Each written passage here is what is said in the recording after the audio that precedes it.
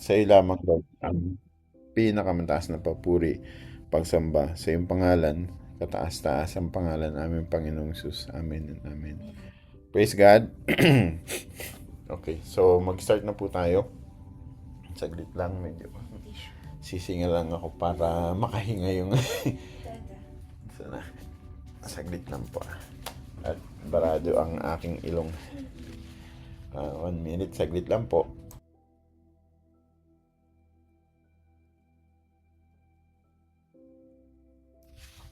Okay. Praise God. So, salamat po sa inyo mga kapatid at for joining our Bible study tonight. At nasa ika-apat na session na tayo no, actually ng ating tinatalakay patungkol sa end times. And so far, meron po ba kayong question bago tayo mag-continue?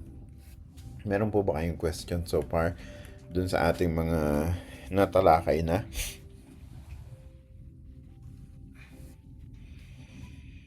Yan, you can ask question Wala if meron. naman po so far. Okay. How about po yung ipoy? Sorry, napindot ko. How about po yung iba? Wala naman po. Yan. Okay na ba uli? Napindot ko yung power button. Yan, okay na. Sister Christina, Sister Cherry, meron ba kayong katanungan? Wala po. Or? Okay. Sister Cherry, Wala po, Pastor. praise God. Nasa trabaho ka? Nakauwi na po. Okay. Okay, praise God.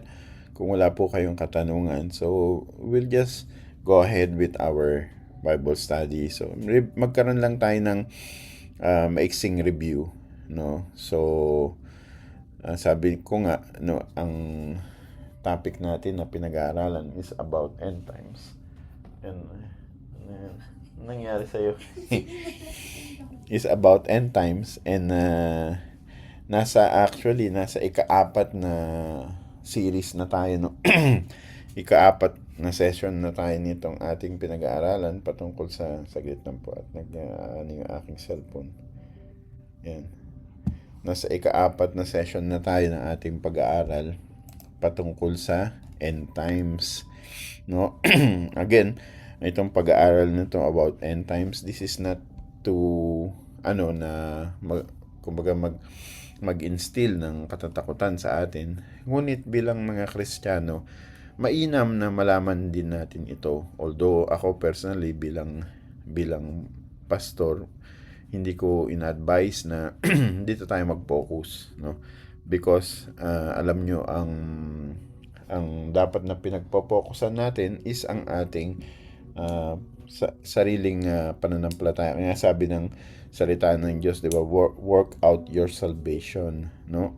Kasi if you remember in Romans chapter 1, sabi doon ni Apostle Paul na meron yung tinatawag na saving faith at living faith.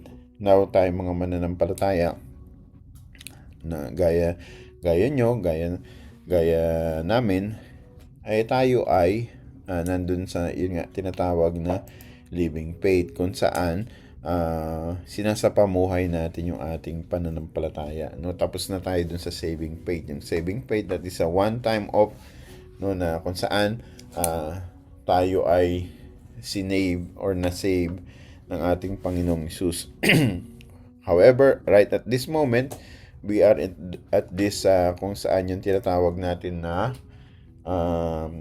assurance of salvation pa lang, no? Because yung ating ultimate na salvation, actually darating yan sa kaduluhan nitong ating pinag-uusapan about dito sa end times. So right now, what we have is assurance of salvation. Means assured ka na, no? Kumbaga sa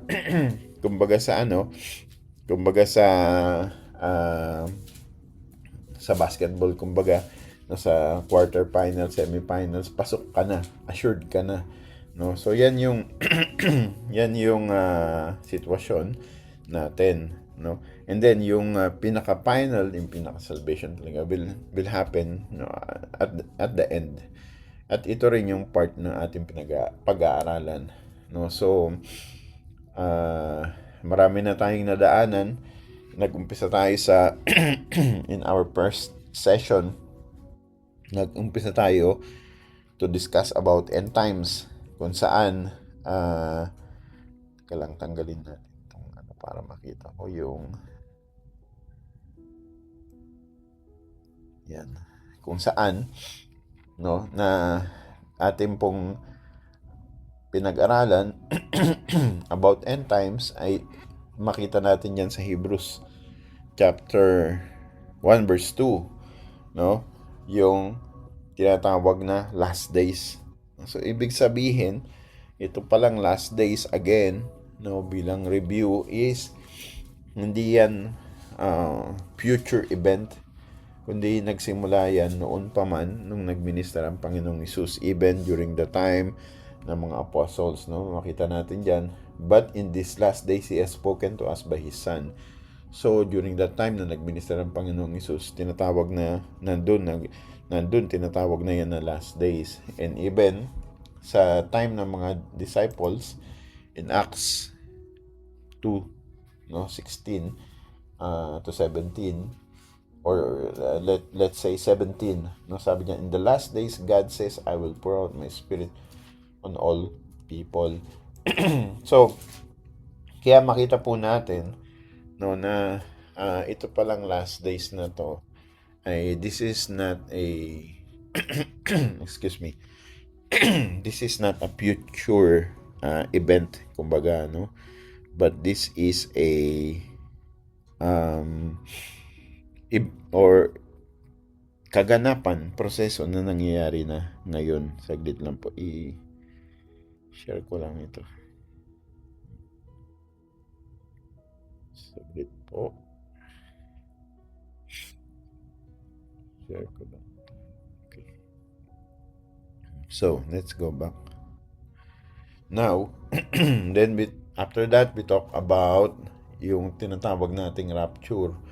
No, in atang mga passages na ating na dinaanan is Thessalonians chapter 4 verse 16 to 17, no, kung saan nandyan makita natin si Apostle Paul was talking about rapture, but again, yung word na rapture hindi natin yan makikita sa Biblia. Dito highlight ko, nakalagay will be caught up. Yan yung tinatawag na rapture, no, will be caught up.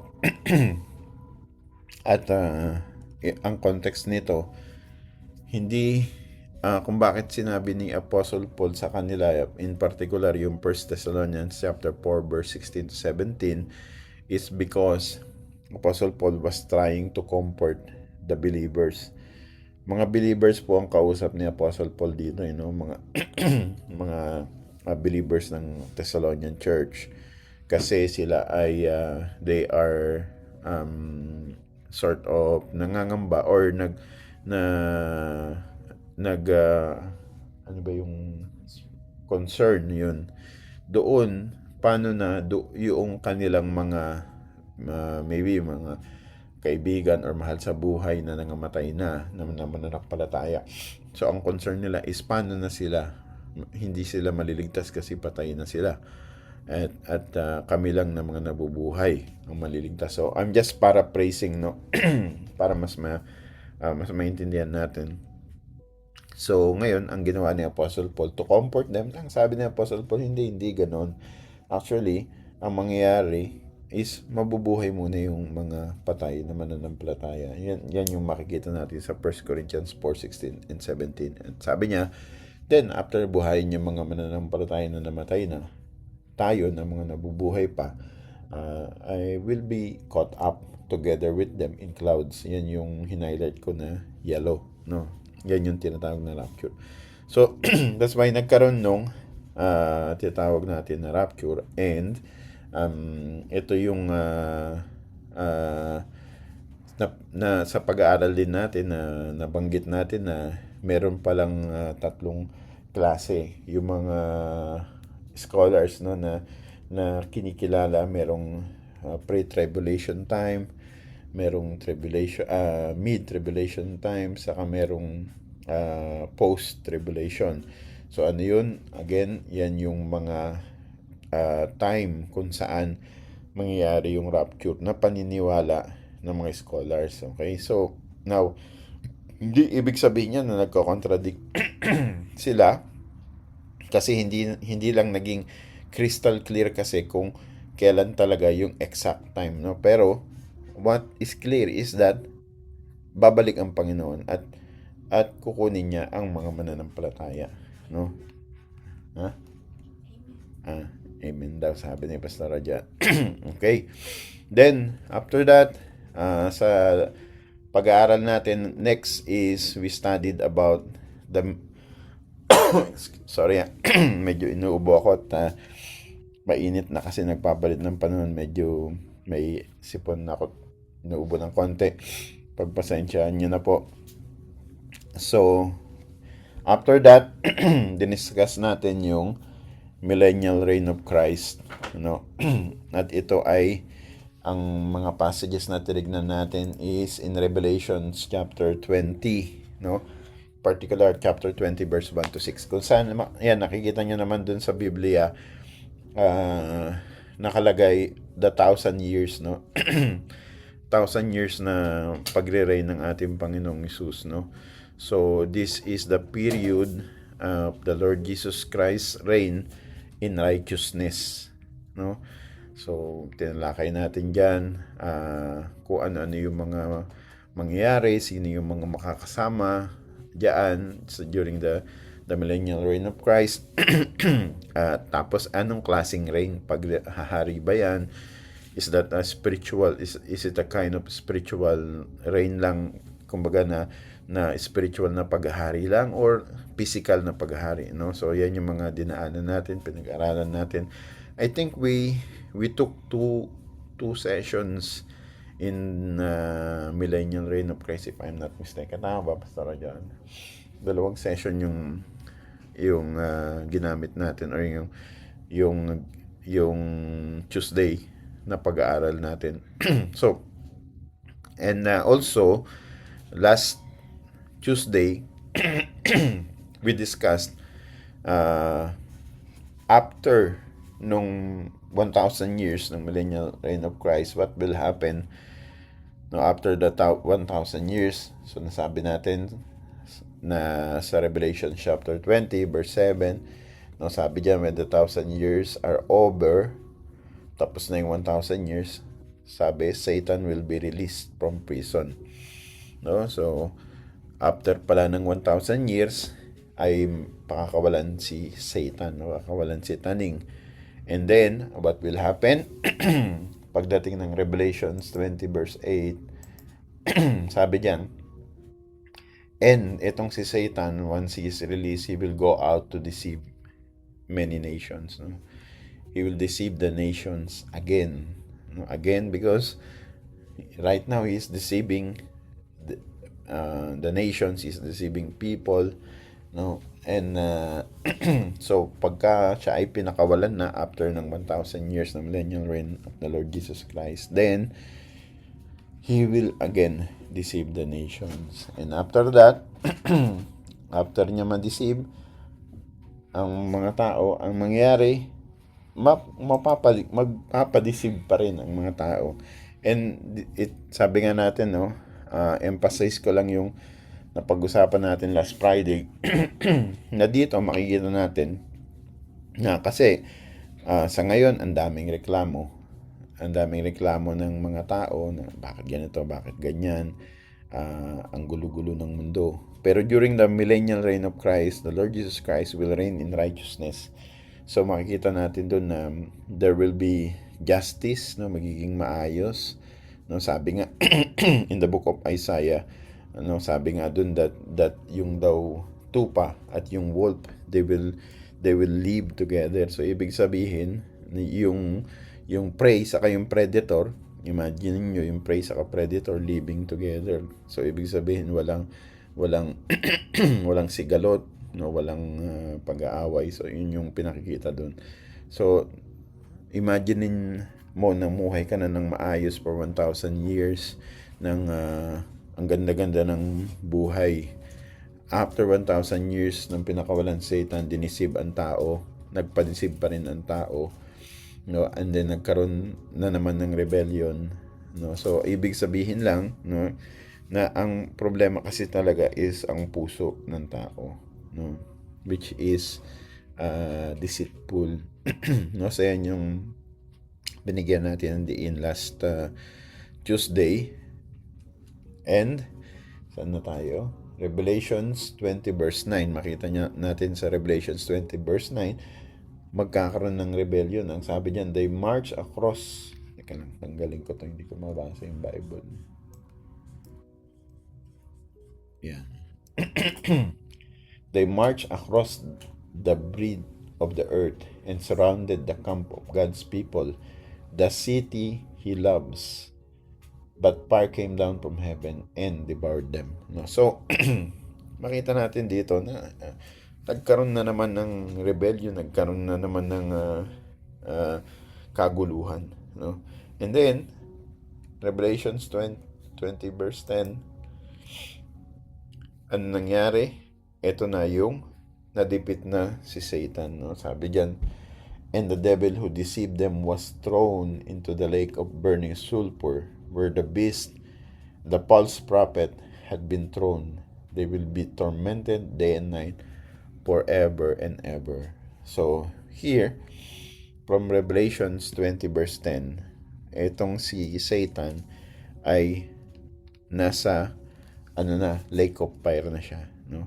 So, he has been defeated already and ito ay permanent na, no? So, he'll be there forever, not unlike before he was imprisoned for only 1,000 years, and after that he was released again, no? So ngayon naman punta tayo sa, so natapos na nating daanan yan. So ngayon ang pag-uusapan na natin is yung final judgment na. Now we're going to talk about final judgment, specifically the great white throne of judgment, at saka hopefully abutin natin yung magiging pinaka-final state or yung eternal state na tinatawag natin, no? Na yung sinasabi ko kanina, yung salvation natin na na-receive is assurance pa lang, no? Make no mistake, when we put our faith, truly put our faith and trust in the Lord Jesus Christ, no, we have received salvation. Pero yung salvation na yun, that is only assurance of salvation. Wala pa talaga yung talagang salvation with finality. So here, no, sa eternal state, ito na yung masasabi ko na salvation with finality na. Okay? So, okay, so far, meron kayong katanungan? And so far po, PA. Wala po, Pastor. Okay. So, now let's go to the final judgment, the great white throne of judgment. And that can be found sa succeeding verse after a throne, no, sa lake of burning sulfur, itong si Satan, sa verse 10 yan, no. So if we go to verse 11, we'll see the great white throne. Yan. Verse 11 says, can someone read po verse 11? Revelations 20 verse 11. Ako na lang po, PA. Okay po. Then I saw a great white throne, and him who was seated on it. The earth and the heavens fled from his presence, and there was no place for them. Amen. Thank you po for reading the word. So, dito, makita natin yung tinatawag natin na great white throne, no? So, ngayon, again, kailan nangyari ito? Nangyari ito after the millennial reign, no? After the 1,000 years. So, after 1,000 years, pinakawalan si Satan, nagrebel uli ang mga tao, and then finally, Satan was defeated. Okay? So, after na-defeat si Satan, after that, of course, wala nang rebellion kasi wala na si Satan, wala na yung deceiver, no? There's no more deception. And after that, comes judgment. At ito na yun, no? Then I saw a great white throne, and in him who was seated on it. Okay? So, that great white throne of judgment, ito na yun, no? Kung saan, nandoon, kasi, pag sinabi natin great, no, it represents authority, it represents power. No, kaya great eh. Now, bakit white throne? Kasi yung white, 'di ba? White, puti. No, it represents purity, it represents holiness, it represents righteousness. So ibig sabihin, the great white throne of judgment, the judgment with authority, power, purity, holiness, and righteousness, no? So it's a picture of God's perfect and final judgment. Yan po yung great white throne of judgment, no? So ngayon, ang tanong, sino ngayon ang i-judge dito, no? Kasi sabi natin judgment, no? So nakikita niyo dito sa Bible the judgment of the dead. So sino i-judge dito? We'll go to the succeeding verse. In verse 12, sabi sa verse 12, and I saw the dead, great and small, standing before the throne, and books were opened. Another book was opened, which is the book of life. The dead were judged according to what they had done, as recorded in the books. Okay? So sabi, the dead, great and small, stood before the throne. Okay? And meron daw binuksan na book. So, ibig sabihin, sino yung mga ginudge dito? Lahat, walang exempted. Whether ikaw man ay mayaman ka man, mahirap ka man, whether you are popular or unpopular, whether you are meron kang mahalagang posisyon or wala. No, so lahat, no. I saw the dead, great and small, standing before the throne. So yung ginudge diyan, walang discrimination, lahat, no? Pero just clarification, no? Remember dun sa pag-aaral natin preview, I think during the third Tuesday yun eh, or third session is 'di ba we talked about first resurrection. Actually, itong verse 12, this is the second resurrection. Okay? So, tandaan niyo po yan, ha? Itong, kasi sabi, and I saw the dead, great and small. Okay? Standing before the throne and books were open. Ito kasing, itong mga patay na ito, binuhay sila, actually, para i-judge. No? And this is the second resurrection. Remember before meron tayong pinag-usapan about first resurrection, no? Sabi dito sa basahin natin, ha. Balikan natin yung verse 5. Ayan, verse 5. Sabi sa verse 5, okay, sa Revelation chapter 20 verse 5. The rest of the dead did not come to life until the 1,000 years were ended. Yun. So, ibig sabihin, ito yung mga humarap sa judgment, no? Itong after nung 1,000 years, no? So, ibig sabihin, merong mga hindi part nung first resurrection. Kasi yung first resurrection kasi, yun yung resurrection ng mga believers, 'di ba? Based doon sa pag-aaral natin, sila yung mga believers yung na-resurrect doon. And this time, sa second resurrection, no, ito yung mga hindi nasama doon sa first resurrection. Okay? So, yun ang paglilinaw lang. Then, balik tayo sa verse 12. Okay. So, now, dito sa verse 12, Sir Alvin. Ha? So just to be clear, yung nandito sa verse 12 na dead, hindi sila kasama dun sa millennial reign. Hindi. Just to be clear.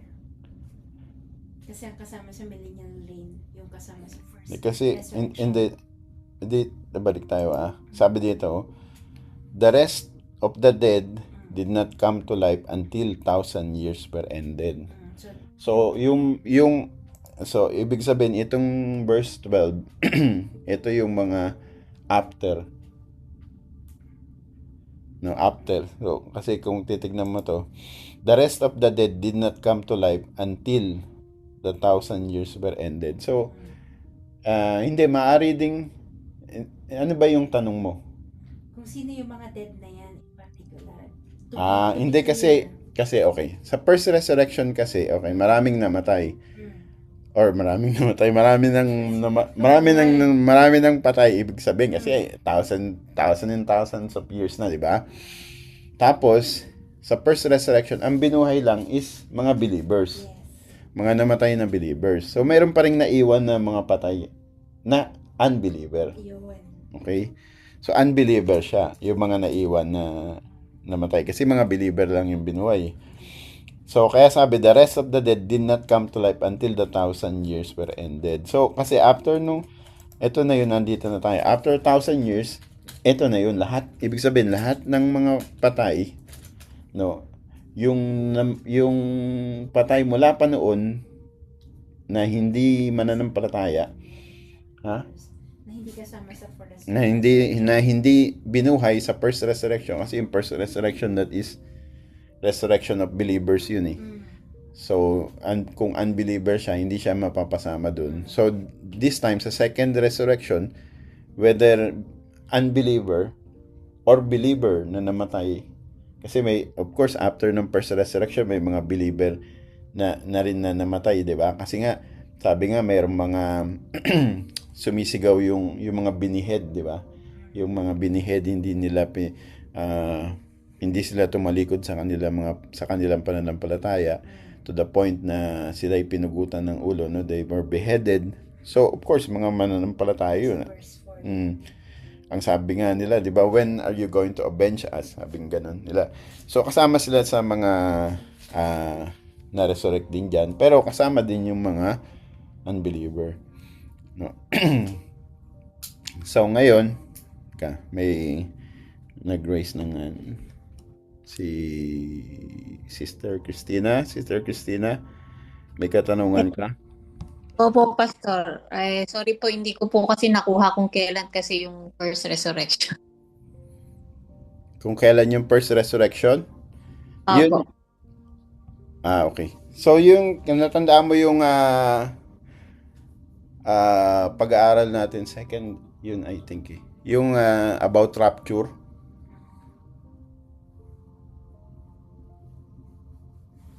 Opo, Pastor. Bali yung sa rapture po. Oo. Sige po. Bali, nung sa rapture po, meron pa po palang natira, no?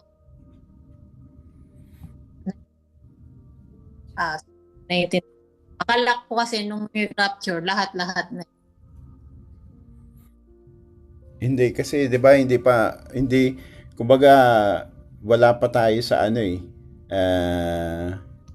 yung timeline. Mas maganda yung hindi ko nagawa yung timeline. Wala pa tayo dun sa wala pa tayo dun sa pinaka timeline talaga. So ibig sabihin ayun after kasi nung rapture, 'di ba, dadating pa yung millennial reign. Tapos ididipit pa si Satan. Opo, Pastor. Naintindihan ko na po. Okay. So, ngayon, dito sa verse 12, okay, may isang dapat na i-emphasize dito sa verse 12. Ang sabi kasi diyan, kung babasahin niyo, no, sabi diyan, books were opened. So, books, no? Books, ibig sabihin plural, di ba? Books were opened. Okay? So, and the dead were judged according to what they had done. Okay? So, the dead were judged according to what they had done. And then, sabi, then another book. Saan na? Open with the book. The recorded the books. Ayun. Nasa na ba ako? Revelations 20 verse 12. Teka lang, nawala ako eh. May great and small. Yan. Basahin ko na nga lang. And I saw the dead, great and small, standing before the throne, and books were open. Ayun. So, dalawang books ang tinutukoy. Okay, plural. No? Another book was opened, which is the book of life. Yan. So, ibig sabihin, meron ng naunang book na binuksan. Books. Na? Oo nga, books were opened. No, so, ibig sabihin, plural nga eh. Then, another book was opened, which is the book of life. No? Now, ang gusto ko lang pagtuunan natin ng pansin dito is yung books were opened, saka yung another book, which is the book of life. No? Kasi yun yung distinction. Kasi yung books were open dito, yung books were open na yan yung, kumbaga yan yung ginamit or pinagbasihan dun sa judge. They have been judged according to what they had done.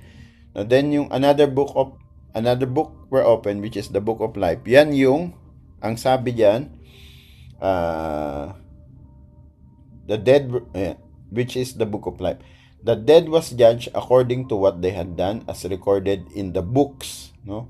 As recorded in the books. Ito yun, no? Excuse me.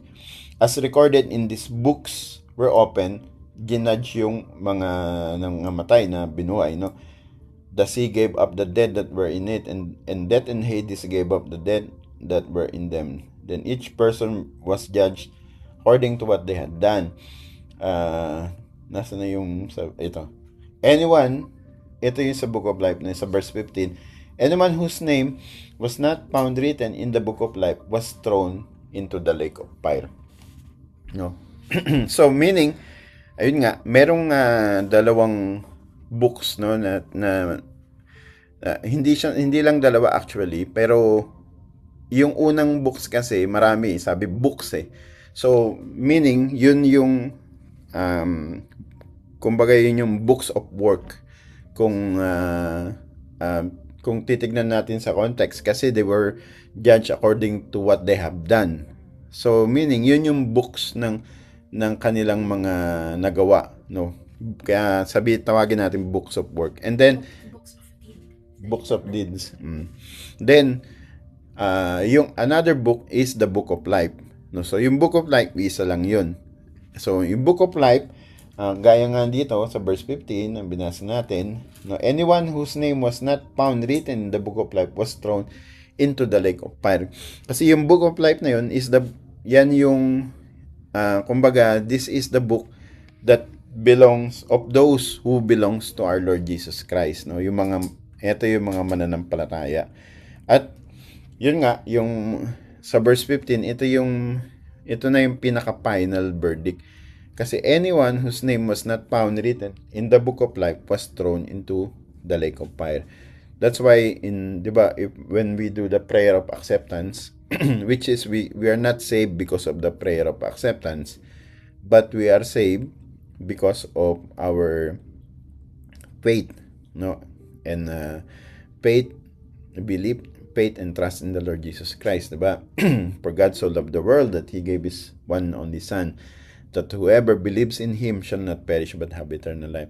That's the main reason, not the prayer. But however, during the prayer, no, madalas yung naririnig yan, no, na nababanggit natin na isulat nawa ang pangalan natin sa aklat ng buhay. Kasi ang sabi sa Revelations 20:15, anyone whose name was not found written in the book of life was thrown into the lake of fire. So in other words, makakapag-conclude ka na pag ikaw pala ay mananampalataya, ay tunay na sumampalataya sa ating Panginoong Hesus, ang iyong pangalan ay masusulat sa aklat ng buhay. At kapag wala ang pangalan mo sa aklat ng buhay, yun, diretso sa lake of fire. Kasi very clear naman, no? Sinabi, those whose name is not found written in the book of life was thrown into the lake of fire, no? At yan na yung pinaka kahuli-hulihan na, kumbaga kumbaga sa korte, meron pang tinatawag na Court of Appeals, 'di ba? Tapos meron pang Supreme Court, yun yung pinaka final, no? Pero dito wala na, no? Wala nang final, this is the second chance, wala nang reversal kasi sa atin sa korte pagka meron pang Supreme Court, 'di ba? Pwede pang i-reverse ng Supreme Court yung hatol sa iyo. Pero dito hindi na. No, kung wala ang pangalan mo sa aklat ng buhay, wala na. Kaya Hebrews 9:27, 'di ba? Sabi diyan, anyone whose name ay 9:27. yan. Sabi diyan, teka, tanggalin ko nga ito. Natatakpan kasi yung Bible. Yan. Sa Hebrews 9:27, just as people are destined to die once and after that to face judgment. So makita niyo po dito, sabi, ang tao, no, tayo ay nakatakda na mamatay once and after that to face judgment. At kaya nga sabi natin, no, ang sa mananampalataya, you're destined to die once and then after that to face judgment. And yung or no, rather ganito pala, no, ang mananampalataya, you are destined to die once and after that eternity, no, with the presence of God. Pero sa hindi mananampalataya, they are destined to die once, to be resurrected for judgment, and then to die again. Yung second death na tinatawag, because nandito naman, di ba, sa 15, no? Bastron, eto, ayan. The lake of fire is the second death. Okay? So, kaya ang mananampalataya, die once, and then after that, eternity with God. Ang hindi mananampalataya, die once, then resurrected for a certain period just to be judged, and then after that to die again. That is the second death, which is the lake of fire. So, yan yung katotohanan. Kaya, no, ang ano natin is, syempre, mahal natin ang mga kapwa natin. Mahal natin ang mga mahal natin sa buhay, ang mga kapamilya natin. Kaya gusto natin silang maligtas, kaya natin sila pinagpipray, kaya natin sila sinisharan ng salita ng Diyos, no? Because this is this is a clear and present danger. Kaya nga yung kasi sa safety kasi pag if you are at risk, so ibig sabihin there is something there, no, that would cause you harm. So that's why sometimes ang mga tao hirap sila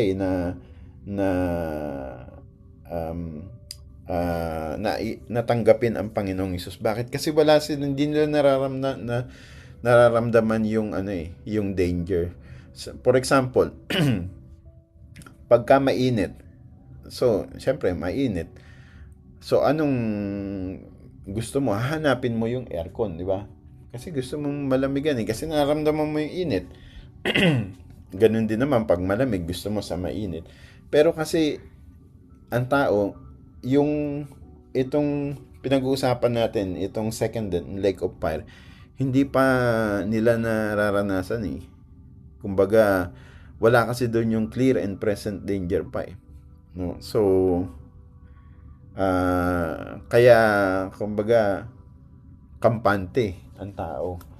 No? Pero, kasi natatandaan ko nun, ewan ko kung nandyan si mama, nakikinig si mama, natatandaan ko nun, noong bata pa ako nun, I was in high school, I think first year high school pa lang ako nun, or grade 6 ako nun, nung nagkaroon ng malakas na lindol sa Pilipinas noon, 7 point something magnitude earthquake. Actually, kakatapos lang bumagyo nun eh. Kaya no, sa Sampaloc noon, kung saan nandoon kami, sa Sampaloc, Manila, si Brother Allen, sanggol pa lang yan noon. Tama. Wala pa siyang 1 year. Mga kung ilang months pa lang siya nun. Bumagyo muna nun, ang lakas ng ulan. Tapos baha. Tapos nung tumila ang ulan, biglang lumindol ng pagkalakas-lakas. Natatandaan ko noon yung mga lasinggero dun sa amin, yung mga ha? Mga tol. Oo, yung mga, alam mo yun, yung mga aadik-adik, nagsisiga-sigaan, yung, lahat sila lumuhod dun sa, sa gitna ng kalsada.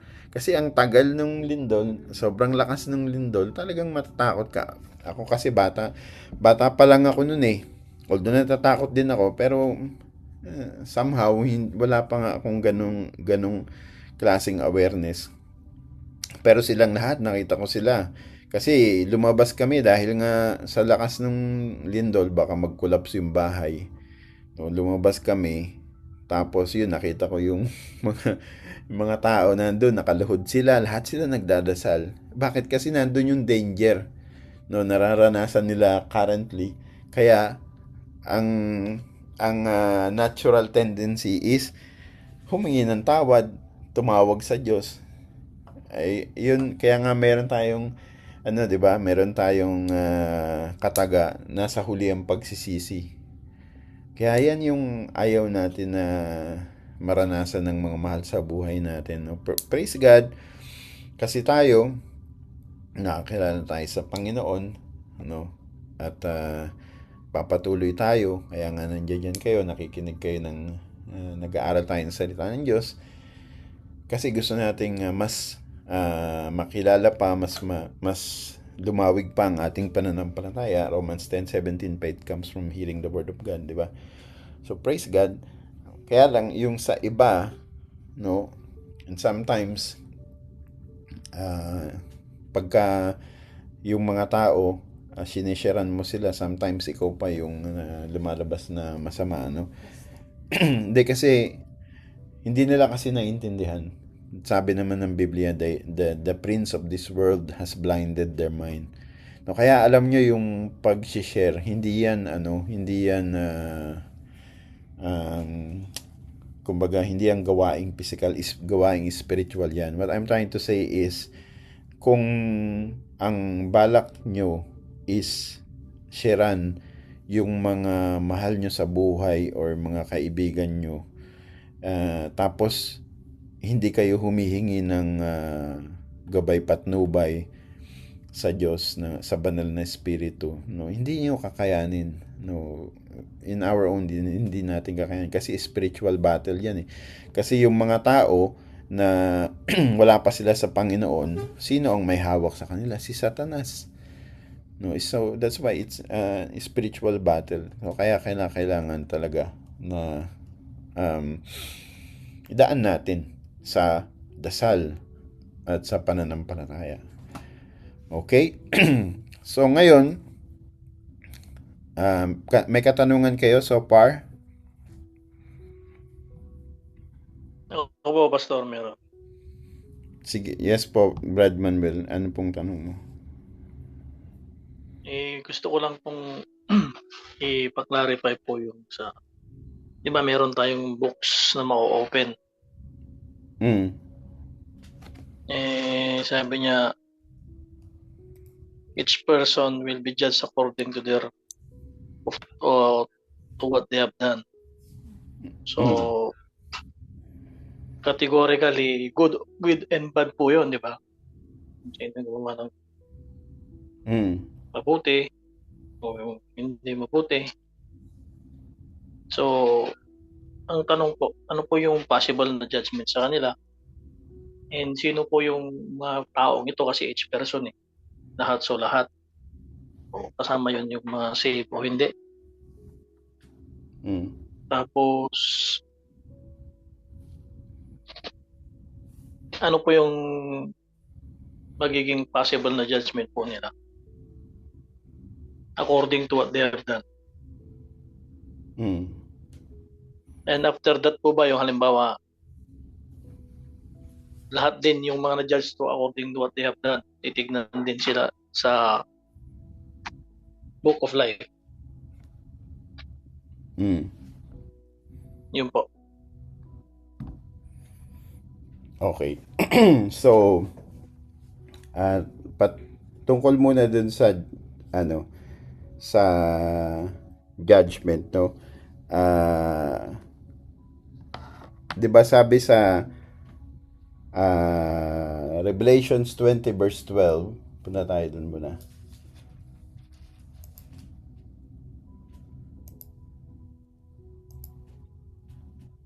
Revelations 20 verse 12. Yan.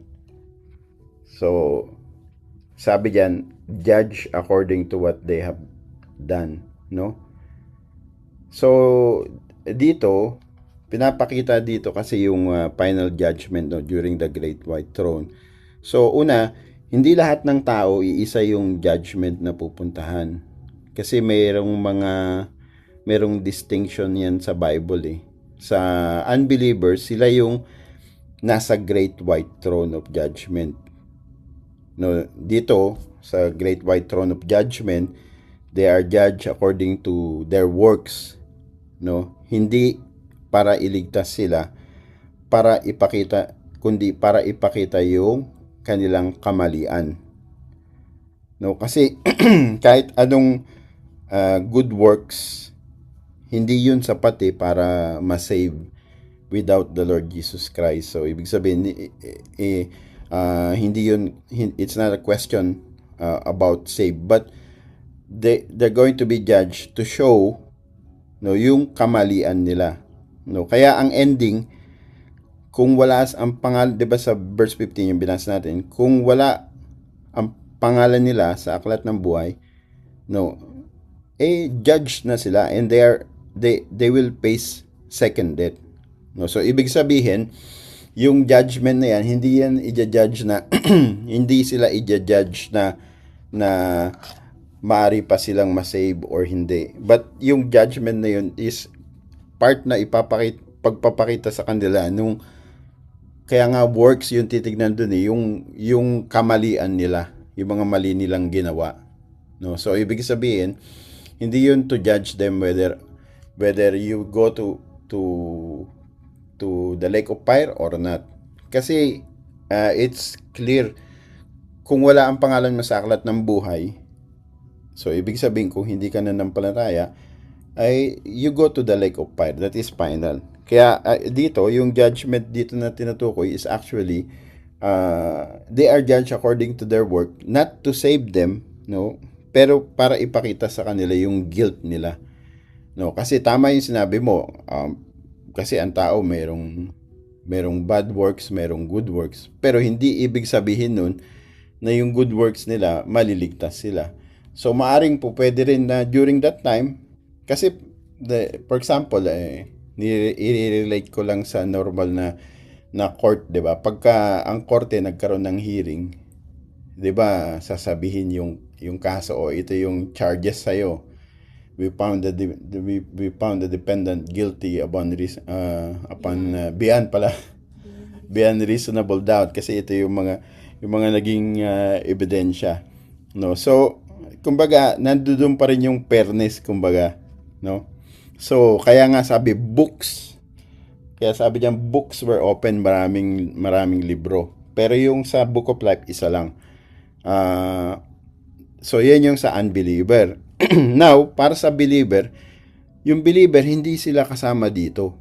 Kasi di ba, ang believers kasi they're not condemned. Kasi malinaw yan in the book of John chapter 5 verse 24. No, sabi dun, sino man ang sumasampalataya sa Panginoong Hesus, di ba, they have already passed from death to life.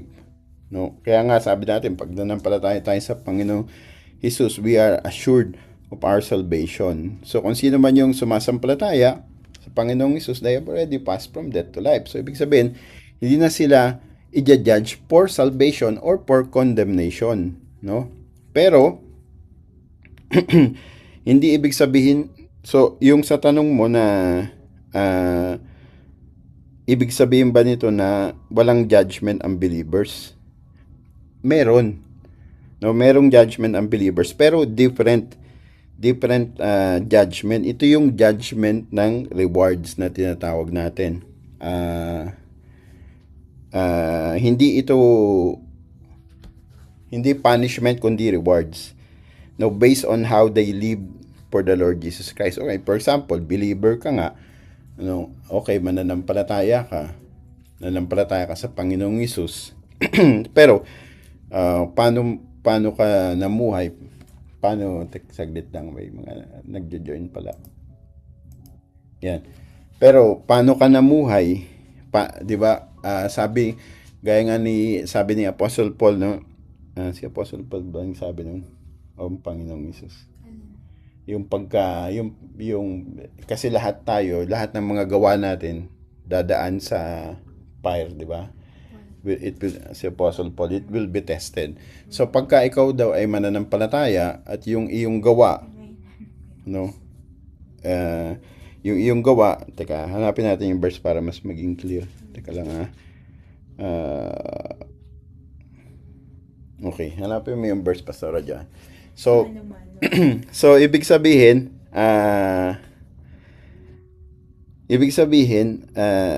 base pa rin dun sa kung paano mo pamuhay yung pagiging Kristiyano mo. No? So, kaya ang sabi ni Apostle Paul dun, mamaya basahin natin pag nakita ni Pastor John. Pero ang sabi ni Apostle Paul dun, pag ikaw mananampalataya, pero yung gawa mo ay dumaan sa fire, para ka lang daw nakaligtas, para ka lang daw tao na nasunugan, tas nakaligtas ka lang sa sunog. Pero lahat ng imagine mo, kumbaga tao ka na nasunugan, yung bahay mo nasunog, lahat ng ari-arian mo nasunog, nakaligtas ka nga, buhay ka, nakaligtas ka, pero lahat ng meron ka, nawala, nasunog. Yun yung sabi, ganun yung ano mo, pag ikaw ay Kristiyano at hindi mo sinapamuhay ng tama, yung pamumuhay ng naaayon sa Panginoong Hesus, no?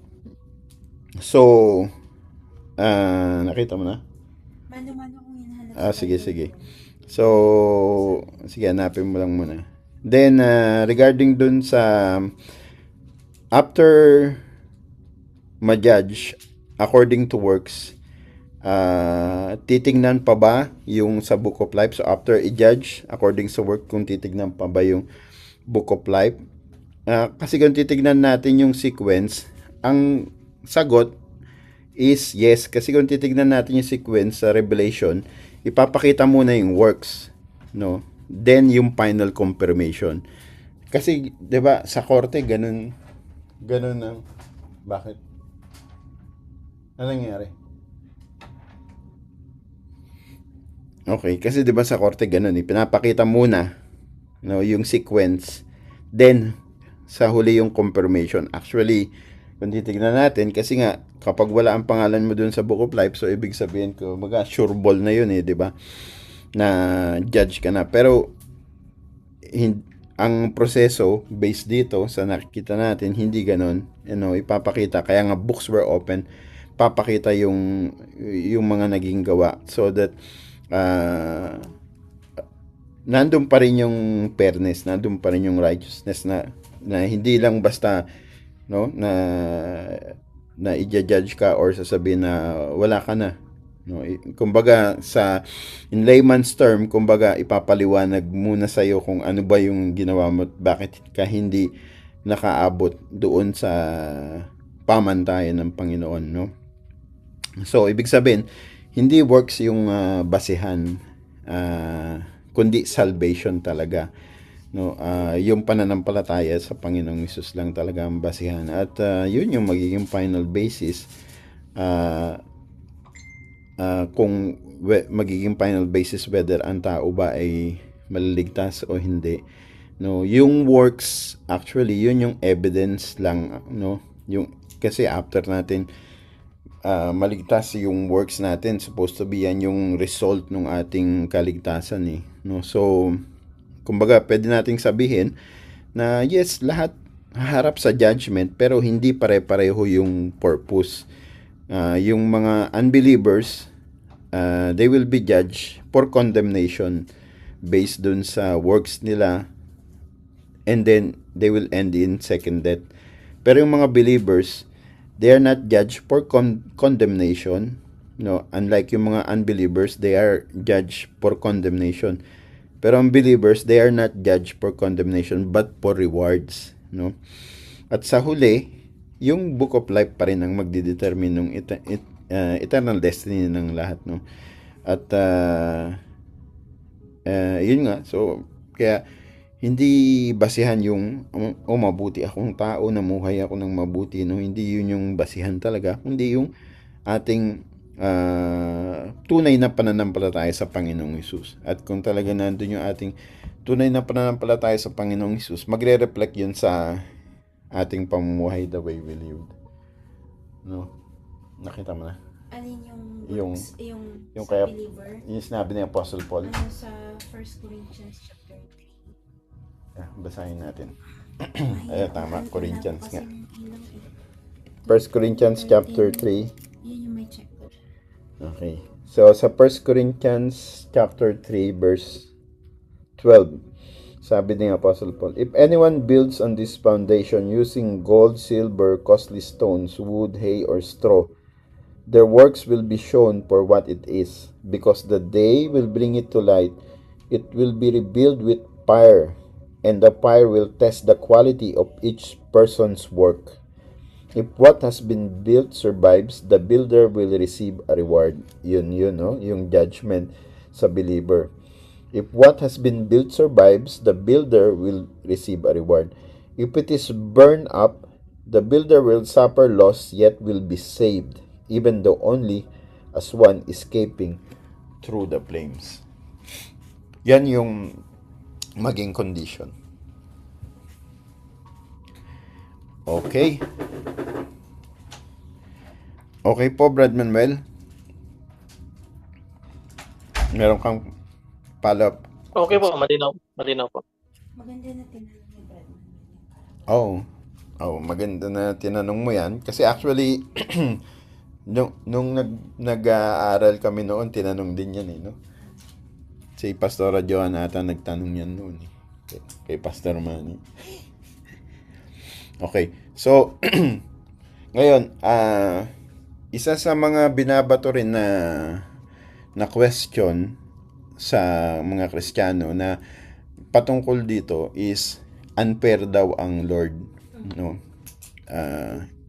So ngayon ang tanong is God really unfair, no? So yun nga rin yung isang reason kung bakit kaya maganda rin yung naitanong ni Brother Manuel yun, at least kasi yun yung actually nasusunod na nasasabihin ko, kasi yan yung tinatanong sa mga or binabato sa mga Kristiyano minsan. Actually, hindi unfair ang Lord, even to the point na yun nga rin yung reason kung bakit binuksan yung books. No, books were open kasi it's to show fairness, para ipakita ito yung ginawa mo kasi noon, no? Yun nga, recorded yung, kaya nga sabi ni Pastor John, Book of Deeds, no? Ang dito kasi sa NIV, Book of Works, yung mga ginawa mo. So, dun ipapakita, no? It's not to show whether you can be saved through that, but it's to show yung guilt mo, no? Ganun din 'di ba sa korte, you've been found on counts of this blah blah blah, you've been found guilty beyond reasonable doubt. No, it's being explained sa iyo. Kaya so sa katanungan, is God unfair? Of course he is not unfair, but he is just perfect, and everything will be based on truth. Bakit kamo? In Romans chapter 2 verse 6.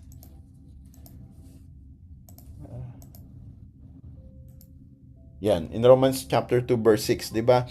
Sinabi diyan mismo, ang salita ng Diyos na rin ang nagsabi, God will repay each person according to what they have done. No, so malinaw 'yan, no? So kung babalikan natin 'to, yung binabasa natin sa Revelations chapter 20 verse 12, ito na yung katuparan ng Romans 2:6. Sabi, God will repay each person according to what they have done. Yun na yun, no, according to what they have done. So ibig sabihin, yung judgment na yun it is a righteous and fair judgment, no? Okay? And then we discuss about in verse 14, no, the death and Hades were thrown into the lake of fire. So of course itong lake of fire na to, ito yung second death na tinatawag natin. So second death meaning ito yung eternal condemnation, eternal separation from God. Ito yung final punishment. Ang masakit nito, actually, there's two eternity, no? One is eternity with the presence of God, and the second is eternal separation from God. And we don't want to be in that eternal separation from God. Imaginein mo that you will be in the lake of fire eternally, no? You will suffer there eternally, no? So we don't want that, of course. Yun nga, however, kung babalik tayo dun sa example ko kanina, kagaya ngayon, hindi pala ngayon, kagaya nung let's say mga around February, hindi pa maganda pa yung panahon, so okay lang, ang mga tao hindi nag-hydrate, no, hindi I mean umiinom ng kape even tanghaling tapat. Pero ngayon hindi na nila pwedeng gawin yun kasi alam nila na masama. No, ngayon ang tao pagka hinayuan mo, siniran mo ng gospel, in-invite mo sa church, na pumunta sa church, in-invite mo na magsimba, in-invite mo na mag-aral ng salita ng Diyos, 'di ba? Ang tao ayaw niya parati kasi hindi niya pa nararanasan yung danger, no? Kaya ganun, no? Kaya lang, yun nga, sabi ko nga, meron tayong kataga, no, sa Tagalog, nasa huli ang pagsisisi.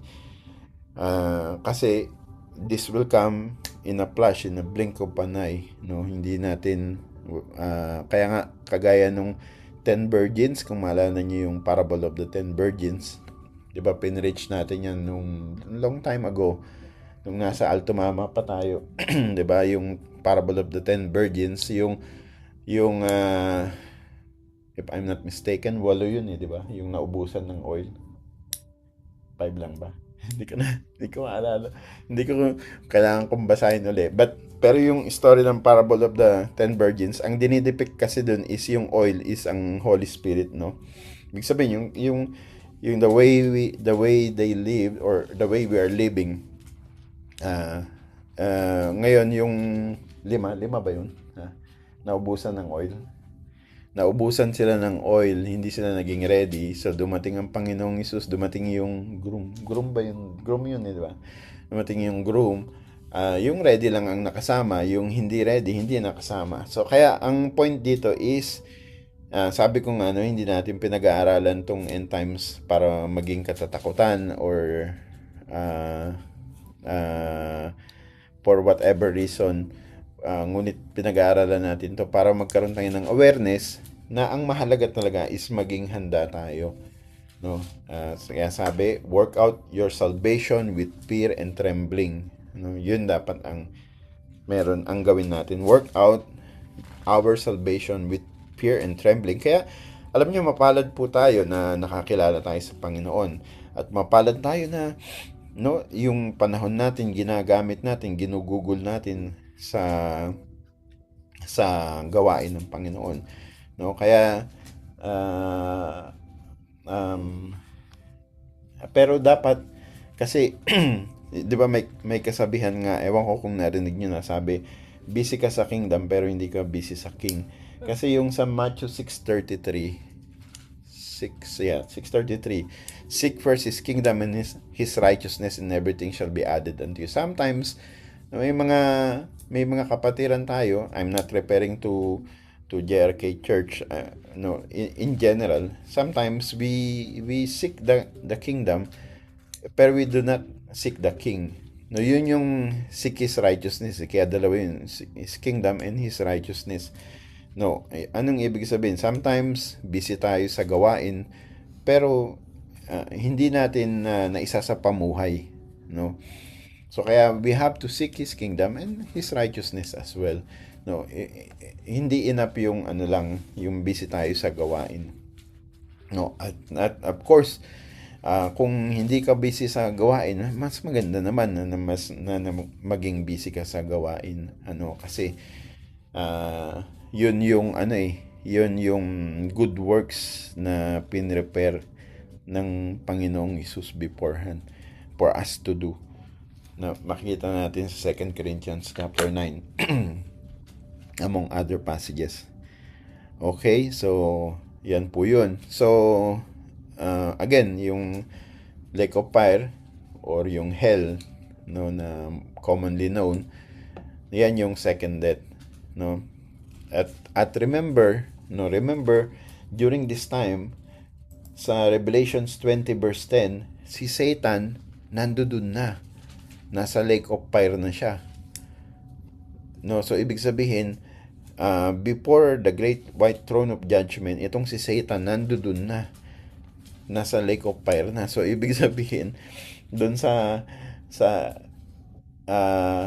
'di ba, there are two eternities, eternity with God and eternal separation from God. So ibig sabihin, kapag pag believer ka, you have eternity with God, no. Pag non-believer ka, eternal separation from God and eternal ano ba yun? Yung camaraderie, Fellowship. not fellowship. Kumbaga, ang ibig sabihin is, kasi nasan si Satan? Lake of fire. So, ibig sabihin, kasama mo si Satan dun sa sa lake of fire. In eternity. No? Tapos, sino pa?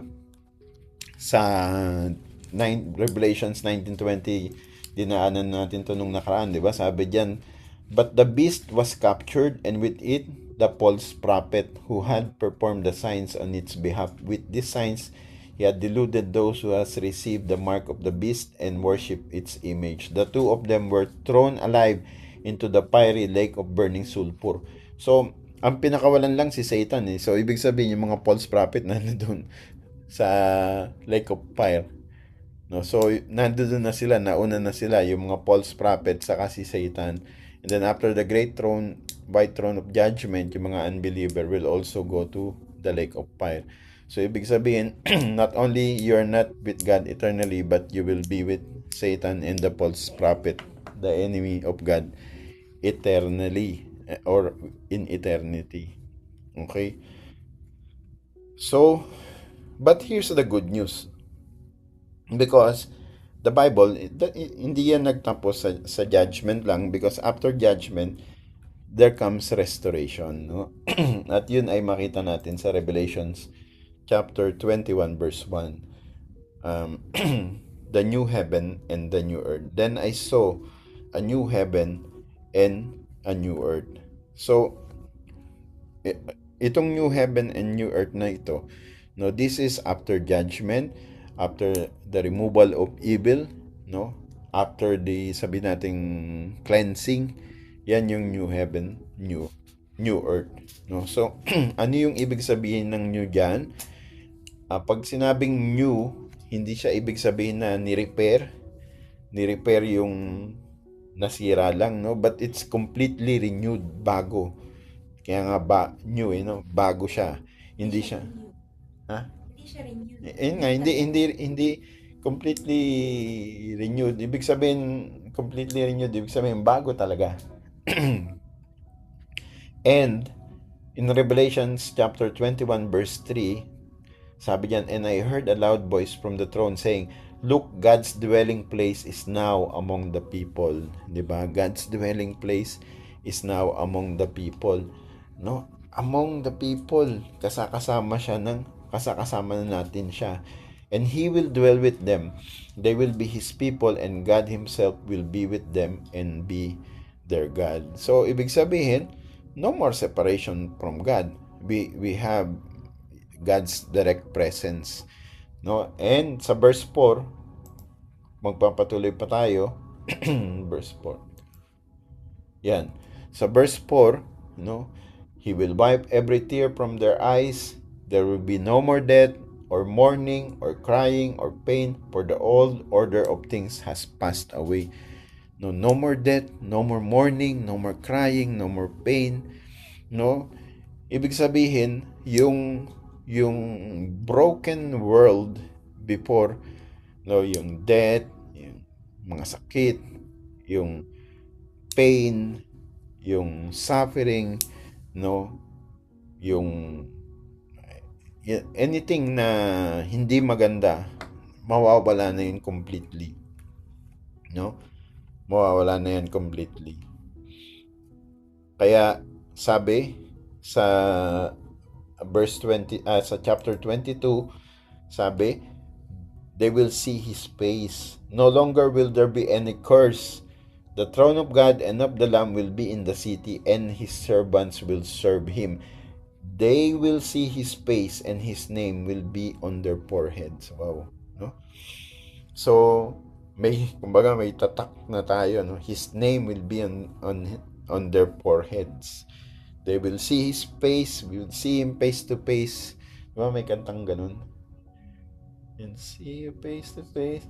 It's amazing, takes me home. Okay? So, yan po yung mangyayari, no, in the end. So, remember, hindi lang to basta kasi pag sinabi nating heaven, sometimes may connotation na ang iniisip natin is ang heaven is nasa kalangitan, nasa ulap lang, no? Hindi. Itong tinatawag natin na heaven dito, ito ay talagang totoong lugar, no? Bagong creation, no? It's not only spiritual, but it's physical and spiritual reality, no? So, kumbaga, kung ngayon we are in the physical realm, so when that time comes, it will be physical and spiritual realm all together, no? Okay. So, in summary, we are now in the last days. We are now in the end of times, kung tawagin, no? And of course, rapture will happen, gaya nga ng pag-aaral natin. Tribulation will come, no? And the Lord Jesus Christ will return, no? And He will reign for 1,000 years, yung tinatawag nating millennial reign. And during that millennial reign, Satan will be in prison. And then after 1,000 years, Satan will be released. And after that, Satan will be defeated forever. And then final judgment will come, the great white throne of judgment. And after that will be the new heaven and the new earth, no? So, this mga passages, mga pag-aaral na ginawa natin, it's not just for information alone, no? Sabi ko nga, it's for our awareness, no, to prepare us. Sabi nga sa John 5:24, no, very truly I tell you, whoever hears my word and believes Him who sent me has eternal life and will not be judged, but has crossed over from death to life. Ito yung verse natin kanina, no, dun sa katanungan ni Brother Manuel. Okay, so the most important question is hindi yung when will this happen, but the most important question for you and me, no, is am I ready? Are you ready? Are we ready? That's the most important question for you and me. Okay? Praise God. So may katanungan po ba kayo?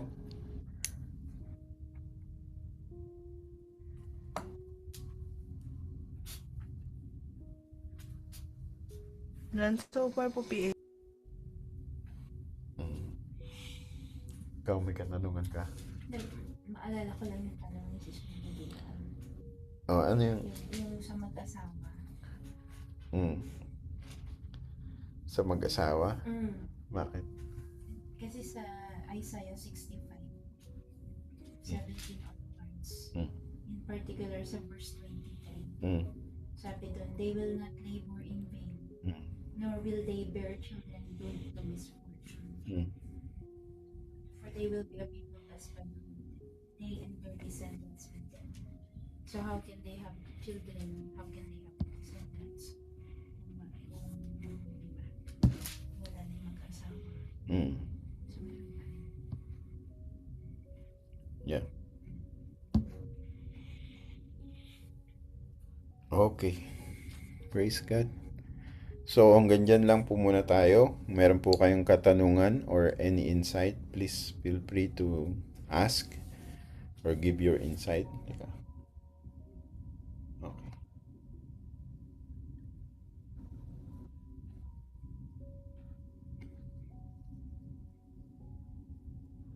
After pa nito, may pag-aaral na topic. Wala pa. Parang maganda kasi yung tanong ni Brad Manuel kanina Na. sa believer. Mm. Why don't we study on that? Yung rewards para sa mga believer. Rewards? Sa Corinthians yun eh. Kay Apostle Paul. 1 Corinthians 3:12-15.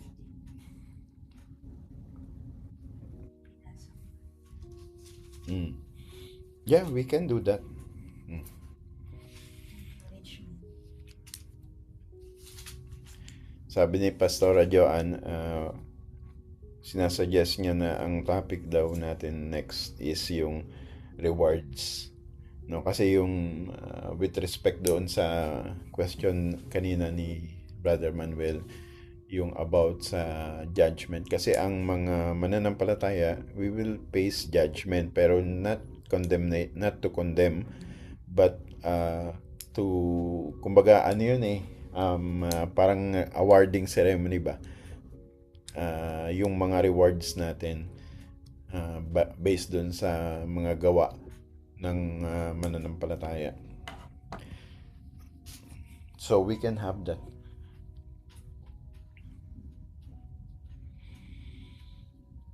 Okay. Kita ko nandito pala si Sister Kate. Sister Kate, kamusta? Do you have any question? Brother James? Sister Chari? Good evening po. Oh, nandito. Nakarating na ba si Sister Ilian? Nakabalik na? Ay, hindi ko pa... Nandito siya. Yun. Sister Ilian Cresta. Cresta siya, di ba? Sister Ilian, nakabalik ka na ng Qatar?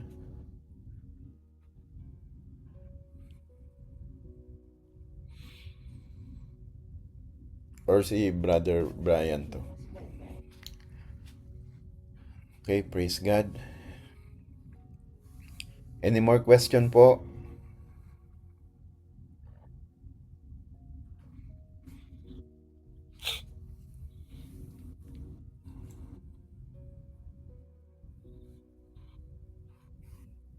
Okay, wala na. So, we can close here. And next Tuesday, sama-sama po ulit tayo. Mag-aral po ulit tayo ng salita ng Diyos. Gaya po ng suggestion ni Pastora Joanne. Ikaw ba magtuturo nun? Hindi, ikaw.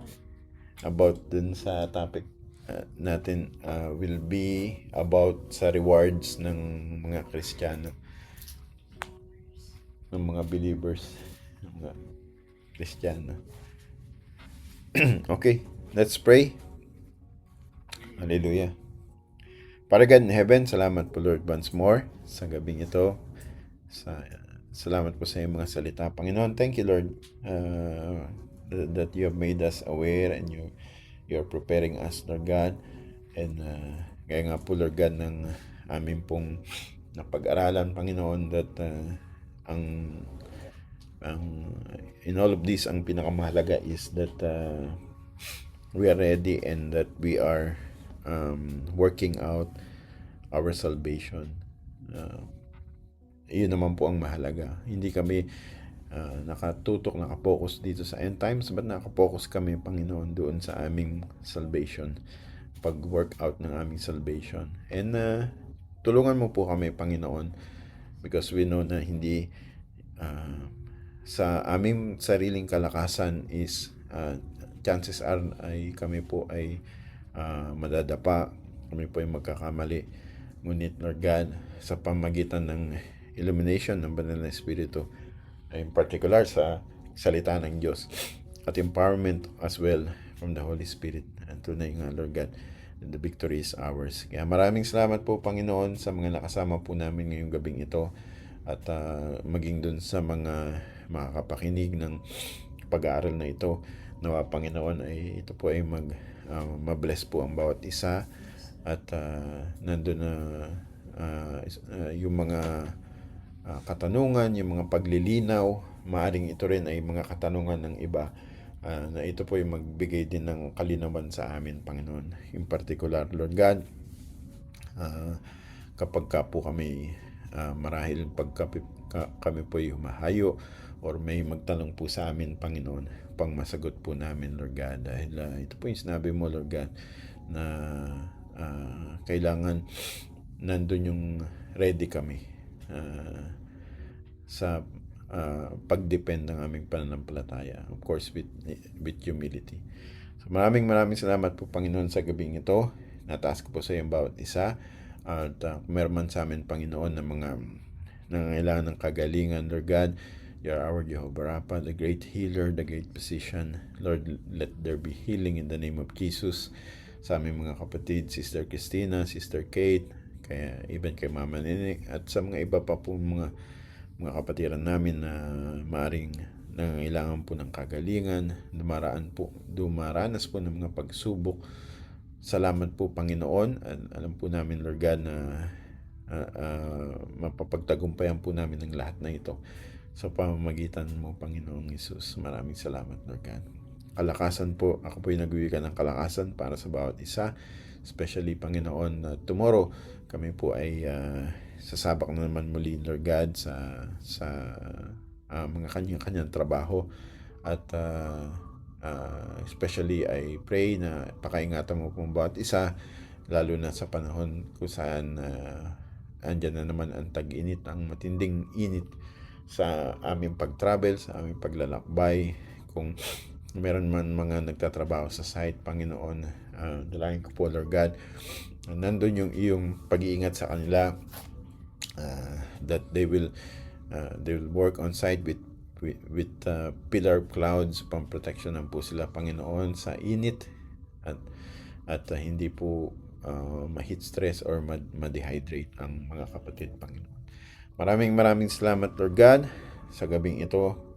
Tinataas po namin sa iyo, Panginoon, ang lahat ng papuri at pagsamba sa iyong matamis na pangalan, aming Panginoong Kristo. Amen. Amen. Praise God. Amen po. Good night po. Amen. Good night. God bless. God bless po. God bless. Bless po. God bless po. Good night. Good night. Good night po. Po, God God bless. bless. God bless po. Good night po.